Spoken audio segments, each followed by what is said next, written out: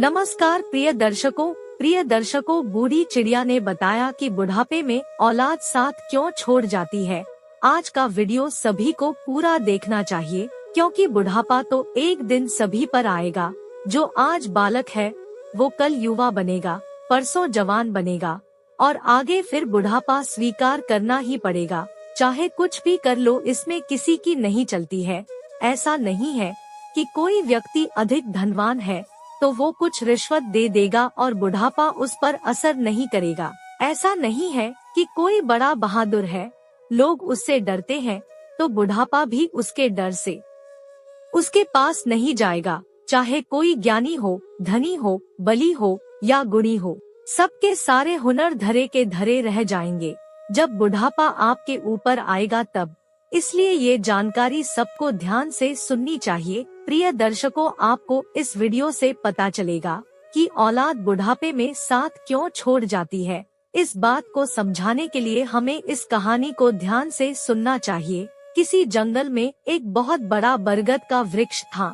उस वृक्ष पर हजारों भांति भांति के पक्षी दिन भर किलोले करते रहते थे। अर्थात पूरे जंगल के पक्षी उस वट वृक्ष पर विश्राम करने के लिए जाते रहते थे। कुछ पक्षियों का तो वो वृक्ष स्थायी निवास था। उस वृक्ष पर रहकर पक्षी अपार आनंद की अनुभूति प्राप्त करते थे। प्रिय दर्शकों, कहते हैं हम जब किसी स्थान पर या किसी व्यक्ति के साथ एक लंबे समय तक रहते हैं तो हमें उससे लगाव हो जाता है। इसी तरह उस वृक्ष पर रहने वाले सभी पक्षियों को उस वट वृक्ष से मोह हो गया था। प्रिय दर्शकों, एक दिन के बाद जंगल में सूखा पड़ गया।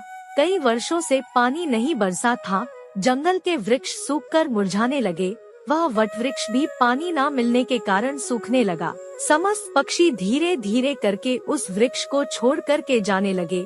जब वह वृक्ष पूरे तरीके से सूख गया और उसके पत्ते डालियां टूटकर नीचे गिरने लगे, तो उस वृक्ष पर रहने वाले सारे पक्षी उस वृक्ष को त्याग करके किसी दूसरे स्थान पर चले गए। केवल एक बूढ़ी चिड़िया उस वृक्ष पर अकेली बैठी रह गई। उसने देखा कि वृक्ष पर रहने वाले सारे पक्षी एक करके वहां से जा चुके हैं। कुछ पक्षियों ने उस बूढ़ी चिड़िया से भी चलने को कहा, परंतु चिड़िया ने जाने से मना कर दिया। बूढ़ी चिड़िया ने सोचा कि मेरा जन्म इसी वृक्ष पर हुआ है, इसी वृक्ष पर मैं खेल कूद कर बड़ी हुई हूँ। मेरे जीवन के सारे सुख मुझे इसी वट वृक्ष ने दिए हैं। आज जब इसके ऊपर विपत्ति आई है तो मैं इसे विपत्ति में अकेला छोड़कर कैसे जा सकती हूँ।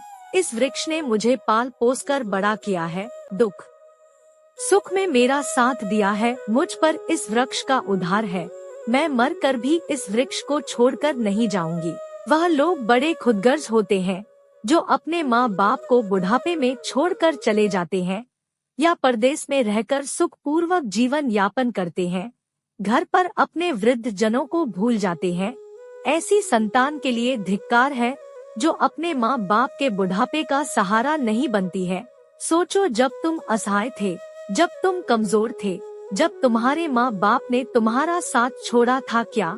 जब तुम बीमार हुए थे तब वह तुम्हें छोड़कर कहीं गए थे क्या? जब तुमने किसी से झगड़ा किया था और तुम झगड़े में पड़ गए थे तो क्या तुम्हारे माँ बाप ने तुम्हें अकेला छोड़ दिया था? जब तुम्हारे माँ बाप के मन में किसी अच्छी चीज को खाने की इच्छा उत्पन्न हुई थी तब उन्होंने वह चीज तुम्हें छोड़कर कभी अकेले खाई थी क्या? आज वह बूढ़े हो गए हैं तो तुम्हें उनसे घृणा होने लगी है।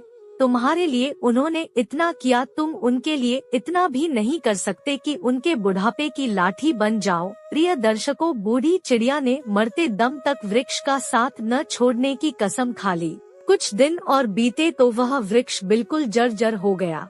अब दीमक भी उसे खाने लगी, लेकिन चिड़िया उसे छोड़कर नहीं गई। दिन में थोड़ा इधर उधर घूमकर अपना भोजन जुटा लेती थी और शाम होने पर उसी सूखे हुए वृक्ष पर आकर बैठ जाती थी। इसी तरह से कई रोज बीत गए।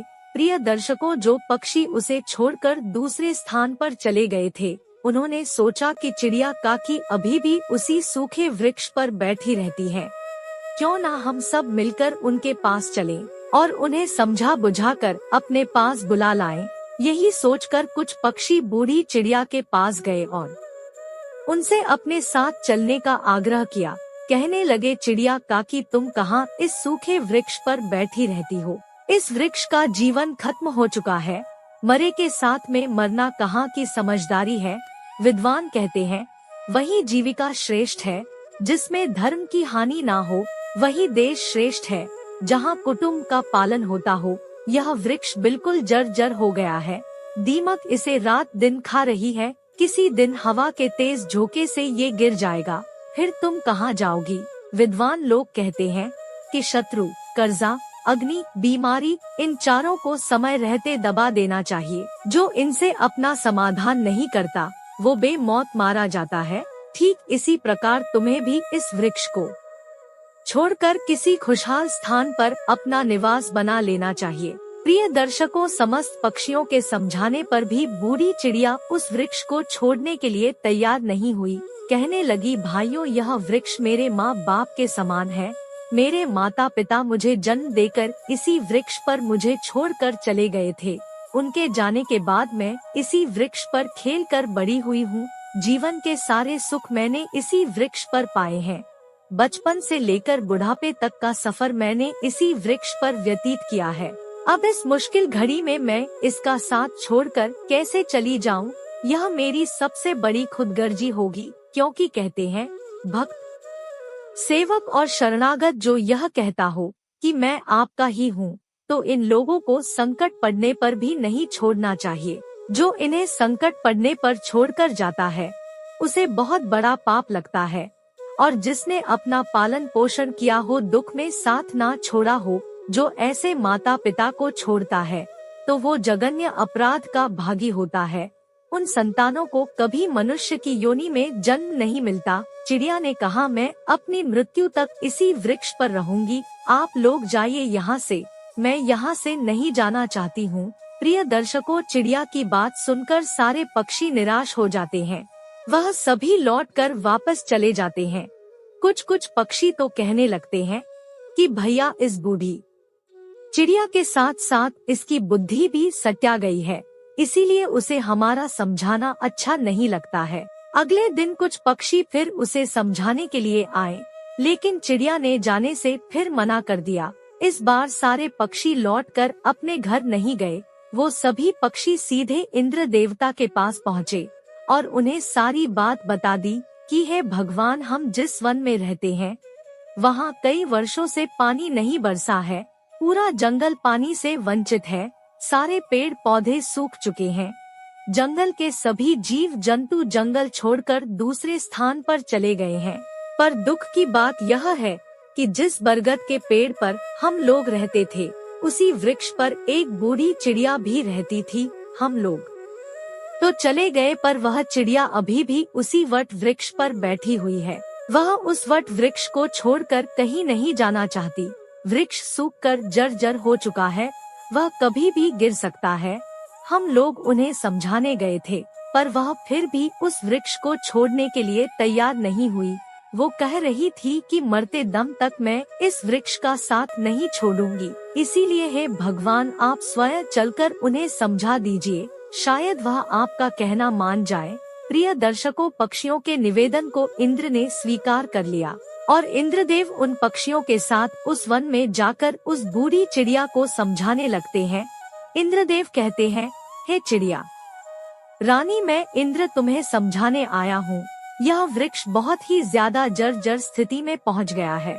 इसकी डालियाँ सूखकर गल चुकी है, इस पर छाया के लिए एक भी सूखा पत्ता नहीं बचा है, और आप भी बहुत बूढ़ी हो चुकी हो। किसी दिन यह वृक्ष गिर गया तो आपकी मृत्यु हो सकती है, इसलिए इस वृक्ष को छोड़कर किसी सुरक्षित स्थान पर चली जाइए। प्रिय दर्शकों, इंद्र की बात सुनकर बूढ़ी चिड़िया कहने लगी, हे भगवान, एक बात बताओ, जब मेरा जन्म हुआ था तो मेरे माता पिता मुझे इसी वृक्ष पर छोड़कर स्वर्ग सिधार गए थे।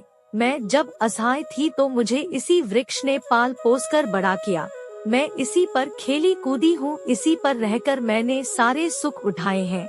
इसी वृक्ष पर रहते रहते मैं बूढ़ी हो गई। मेरा पूरा जीवन इसी वृक्ष की छाव में बीता है। आज जब इस वृक्ष पर विपत्ति आ गई तो मैं इसे छोड़कर कैसे चली जाऊं? अक्सर लोग यही करते हैं कि विपत्ति आने पर या गरीबी में वह अपने हितैषियों का, अपने प्रिय बंधुओं का साथ छोड़कर चले जाते हैं। मैं उन मतलबी लोगों की तरह नहीं हूँ। मैं मरते दम तक, आखिरी सांस तक अपने माता पिता के तुल्य इस वृक्ष का साथ निभाऊंगी। प्रिय दर्शकों, चिड़िया का ऐसा अद्भुत प्रेम देखकर इंद्रदेव बहुत प्रसन्न हो जाते हैं। कहते हैं, चिड़िया मैं तुम्हें वरदान देना चाहता हूँ, बताओ तुम्हें क्या चाहिए। तब चिड़िया कहती है, भगवान यदि देना चाहते हो तो मुझे कोई वरदान नहीं चाहिए, इस बरगद के वृक्ष को वरदान दे दीजिए ताकि यह हरा भरा हो जाए, इसकी आयु बढ़ जाए। मैं तो वैसे भी बूढ़ी हो चुकी हूँ, थोड़े बहुत दिन का जीवन और शेष बचा है। मेरे बाद इस वृक्ष की छाया में हजारों पक्षी सुखी रहेंगे, सबका भला होगा तो मुझे भी खुशी होगी। प्रिय दर्शकों, चिड़िया की बात सुनकर इंद्र ने उस वृक्ष को फिर से हरा भरा बना दिया, पूरे जंगल में पानी बरसा दिया, सारे जंगल के वृक्ष फिर से हरे भरे हो गए, चारों तरफ हरियाली छा गई।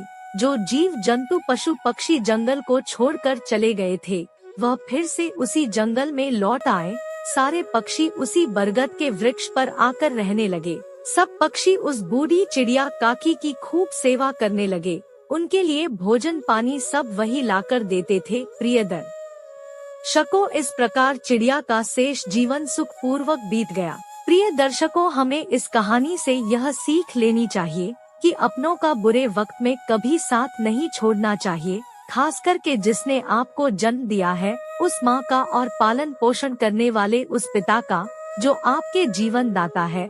आपको पाल पोस कर बड़ा करने में उन्होंने बहुत तकलीफ उठाई है। उनके बुढ़ापे में अगर आप सहारा नहीं बन पाए तो ये जीवन किसी काम का नहीं रहेगा। प्रिय दर्शकों, अगर आपको हमारा आज का यह वीडियो पसंद आया हो तो एक लाइक कर दीजिए और अपने मित्रों के साथ इसे शेयर करिए। प्रिय दर्शकों, जाने से पहले आप हमारे चैनल को सब्सक्राइब कर लीजिए, हम ऐसे ही ज्ञान की बातें लेकर आते रहते हैं। मिलते हैं किसी अगली ज्ञान चर्चा के साथ, अगली कहानी में, अगले वीडियो में। तब तक के लिए नमस्कार, धन्यवाद।